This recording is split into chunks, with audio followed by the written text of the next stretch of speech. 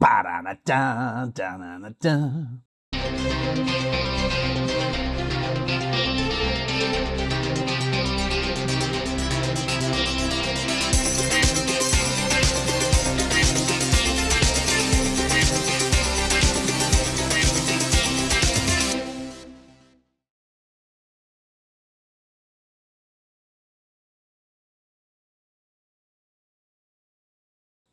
Hello everybody, welcome to Wine World TV, the best wine show anywhere. I'm your host, Mark Fusco.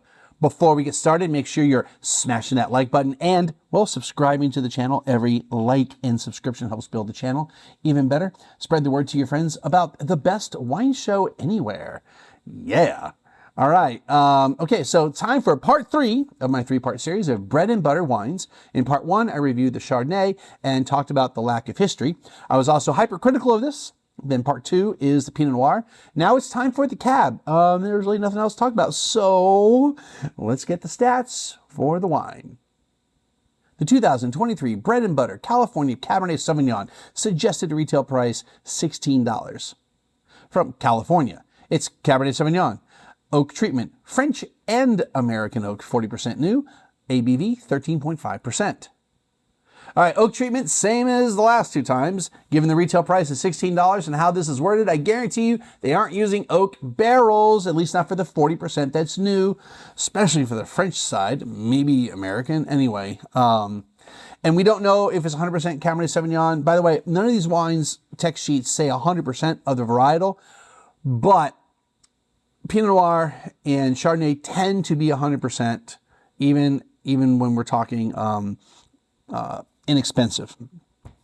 Cabernet Sauvignon, on the other hand, one is inexpensive. Well, Pinot's expensive, but Cabernet Sauvignon, on the other hand, a lot of times gets blended in with other grapes. So as long as 75% of the wine is Cabernet Sauvignon, they can use the Cabernet Sauvignon name. And if there is stuff besides Cabernet Sauvignon in here, it's most likely like your other Bordeaux varieties. So Merlot, Petit Verdot, especially. Probably not Cab Franc. But then you may put things in like Petit Syrah for color. But it doesn't look pretty deep in color so far. So let's check it out. Yeah, it's not 100% opaque. It's actually slightly translucent. This is like a lighter color Cabernet Sauvignon. So one thing is, like, all their wines, at least the ones that I have, are 13.5% alcohol, which is fantastic. Though I thought the Pinot, I didn't say it, but I thought the Pinot was maybe slightly higher. It might have been close to 14. But here's the thing, you can't cross 14. 14 is still this hard line that you can't cross. So we have a leeway for how high and low the alcohol can be in a wine based upon what the label says. So if it's under 14%, you have a 1.5% leeway on either side. So you actually have a 3% margin of error, if you want to call it. And above 14%, you'll have 1% either way. But you can't cross 14%. So I can't make a 13.5% wine and it's actually 14.1. Okay? It's about the taxes. So 14, and actually the taxes don't start till 16. But they kept the alcohol thing the same. Anyway, so it's a little bit lighter, which is fine. I had some really wonderful cabs that were not completely opaque, but it was a deeper. It's a deep ruby color, but there's a touch of translucency near the edge. All right, and you can see it when you look through. You can kind of see through it.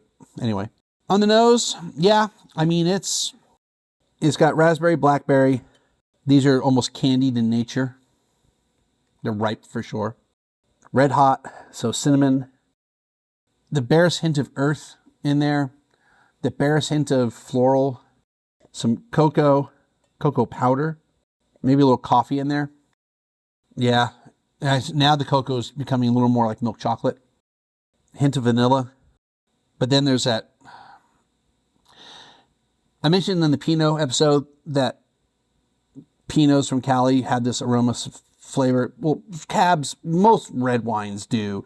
They're slightly different from each other, but they all kind of have this same, I don't know, thing that I don't particularly care for. And like I said, it's not necessarily chemical. It's not, but anyway, I don't know what it is. I can't explain it. But I do get, in Cab especially, and I'm getting it more Cab's version, I get this a lot from just inexpensive Cab. Across the board, regardless of where it came from. New World, okay? So United States, Australia, Chile, Argentina especially, I get it from them. It's more that combination of things. It reminds me of Halloween candy, because I've had so many of these wines for Halloween that they kind of all smell and taste similar to each other. So it reminds me of my Halloween episodes when I smell this. All right, let's just get it on the palate.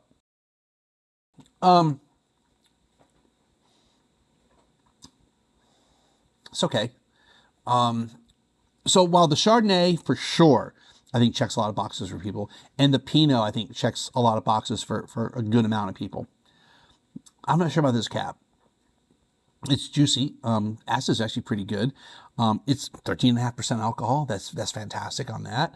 So it's not heavy. It's not super full body. The tannin isn't killing me. It was well managed. So structurally, I think everything's there. It's just, I don't know. The raspberry, blackberry, chocolate, cocoa thing, I don't know. It tastes like kind of chocolate covered raspberries or blackberries, or that you dusted it maybe with cocoa instead of like chocolate. You dusted it with cocoa. It kind of tastes like that. That's not bad. But it's just, I don't know. It's just the way it's combining. It's just, I don't know. Maybe it's just not my day for a Cab. I don't know. I have two other wines from Chile, from Argentina to review, and those wines you won't even see those reviews for like till next year.